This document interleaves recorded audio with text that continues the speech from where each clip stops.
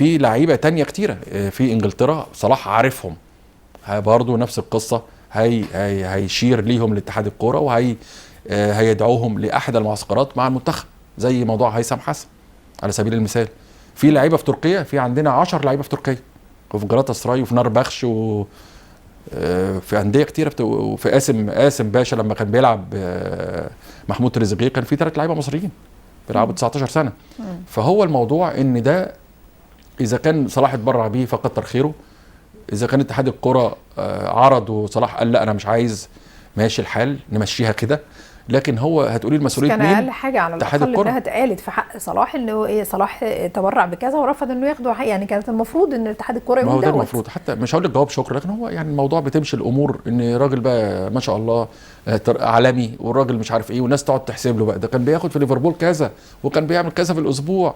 هو ما بياخدش من جيبي او من جيب حد، هو الراجل بياخد من بره، من انجلترا، ومجهوده وعرقه وكفاحه طوال السنوات، يعني شاف الامرين او ده الامرين، وفي النهايه هو محب لمصر. طب ما هو بعد ما عمل ده كله، ده الناس بتهاجمه تقول لك هو ما عملش حاجه في كاس العالم، ما عملش حاجه كل ده وما عملش حاجه. لا في ناس، لا ما هو في ناس حضرتك عارفه يعني سيدي العارفين، يقول لك اصل ايه، لا اصل حماد عبد اللطيف احسن منه، لا اصل حسن شحاته احرف منه، اصل مش عارف مين. هو ايه ده؟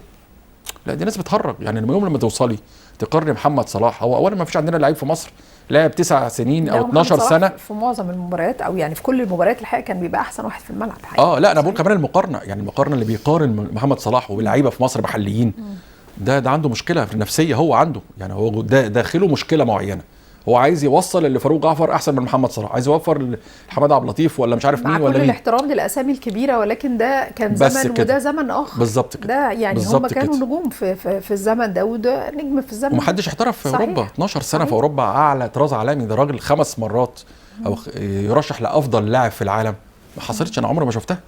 من الحجازي للكابتن لطيف للناس القدام قوي، حتى ميدو ما كملش، حتى زيدان، اللعيبه ما بتحافظش على نفسها رغم ان هم كانوا لعيبه احسن. يعني هو لما جه سالوا محمد صلاح على سبيل المثال، وانا عاجبني قوي، يعني عاجبني يعني السلام النفسي والاجتماعي لمحمد صلاح مع نفسه.